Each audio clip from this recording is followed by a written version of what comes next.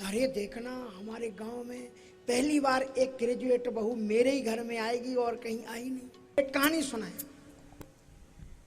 एक पुराने जमाने में पढ़ाई लिखाई का माहौल ज्यादा था नहीं, बड़े मुश्किल में लोग लड़के को बीए एमए कराते थे। एक गांव के किसान ने अपने लड़के को एमए कराया, ग्रेजुएट बनाया। ग्रेजुएट जिसको भी कहते हो हमको मालूम नहीं।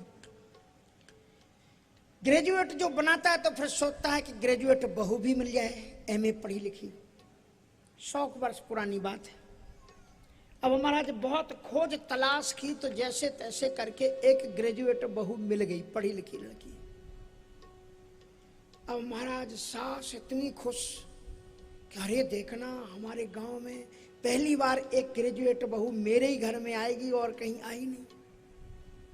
सब गांव की माताएं आई, थोड़ी बता दो ग्रेजुएट बहू। अरे वो ग्रेजुएट होती है? बोले हाँ। कैसी होती? अरे वो ग्रेजुएट सफाई करेगी, ग्रेजुएट भोजन बनाएगी, ग्रेजुएट हाँ कपड़ों को धोएगी, ग्रेजुएट कपड़ों पर प्रेस करेगी। तो बूढ़ी बूढ़ी माताएं भगवान से प्रार्थना करें कि प्रभु जी मरने के पहले हमको अभी मत मारना, हम ग्रेजुएट बहू का दर्शन कर जाए। उसके बाद सो ग्रेजुएट बहू की प्रतीक्षा कर रही थी, हे भगवान ग्रेजुएट बहू देख लें बस, उसके बाद कुछ दिखे चाहे ना दिखे। महाराज जब 2-4 महीने के बाद में शादी हो गई और ग्रेजुएट बहू ब्याह करके आ गई। और तीसरे दिन से गांव की माताएं आने लगी, बाहर 2-4 आके खड़ी। बोले काहे आई हो? कहा कि आपकी थोड़ी ग्रेजुएट बहू को देखने के लिए कैसी है। तो देख ली ग्रेजुएट बहू। बोले ये भोजन कैसे बनाती है? ग्रेजुएट बहू है। तो अभी तो शुरू नहीं किया है, 3 दिन बीत गए, अब जब शुरू करेगी तब बताएंगे। 3 सप्ताह बीत गए, आई बोले कुछ ग्रेजुएट बहू ने बताया बनाया। अरे बोले पढ़ी लिखी ग्रेजुएट बहू है, ऐसे थोड़ी मुहूर्त निकालेगी उसके बाद बनाना शुरू करेगी, काम काज ऐसे थोड़ी काम शुरू कर दी, तुम्हारे बहुओं की तरह थोड़ी ग्रेजुएट बहू। उसके बाद में महाराज 3 महीना बीत गया, लेकिन ग्रेजुएट बहू के काम का शुभ मुहूर्त निकला ही नहीं। बेचारी सास बूढ़ी घर में काम करे, ग्रेजुएट बहू को कोई मतलब नहीं। सास जी जाएं धीरे से जाकर के वो अपने कमरे में रहें। जब आई थी मायके से सो अपने साथ में गुलशन नंदा का उपन्यास लेके आई थी, खाली समय में उसको पढ़ा करें। और जब माता जी बुलाएं कि चलो बहू रानी जी, हाँ हाँ सुन लिया है, भोजन बन गया मैं आ रही हूँ, उसके बाद में जाती थी और उपन्यास लेके उल्टा रख दें, भोजन करें। और भोजन में ज्यादा नहीं बोलती थी, बस इतनी बोलती थी कि माँ जी मुझे जली कटी रोटी खाने की आदत नहीं है, थोड़ी सी ठीक से बना लिया करो। धीरे धीरे 6 महीने व्यतीत हो गए, लड़के को शर्म आने लगी कि इन माँ बाप ने कितना परिश्रम करके हमको पढ़ा लिखा के बड़ा किया। इनके दिल में एक तमन्ना रही होगी कि हमारी बहू आएगी तो बुढ़ापे पर हमारी टेक केयर करेगी, देख रेख करेगी।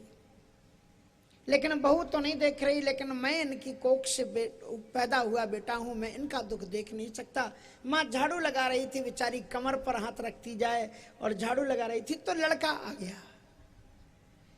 तो जब लड़का आया तो लड़के ने कहा माँ जी रहने दो, मैं झाड़ू लगा दी। नहीं नहीं बेटा अब तू जा, तू ऑफिस में जाए और फिर यहाँ झाड़ू भी लगाए। नहीं नहीं नहीं आप थोड़ा आराम कर लो, सुबह से बर्तन धो रही है कर रही, मैं काम कर लूँ। नहीं बेटा तू ऑफिस जा।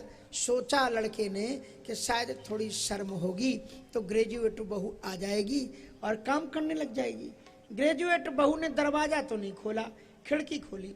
खिड़की से झांक करके बोली कि छोटी सी बात पर काहे को पूरा घर सिर पर उठा रखा है, इसमें लड़ने झगड़ने की बात क्या है? एक दिन आप झाड़ू लगा लेना करना और एक दिन माता जी झाड़ू लगा लिया करेगी। तो बोलो ग्रेजुएट महारानी की ऐसे ग्रेजुएट मत बनना। ग्रेजुएट पढ़े लिखे कर फल सुत सोई, बोले अविरल भगति राम पद होई। राम पद का मतलब राम के आचरणों पर चलो।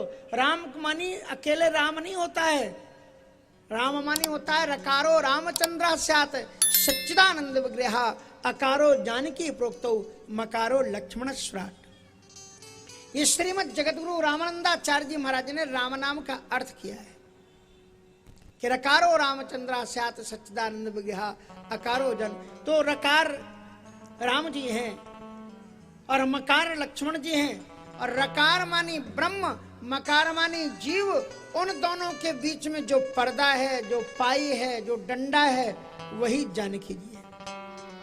उभय बीच सिय सोहै कैसे, और ब्रह्म जीव बिच माया जैसे।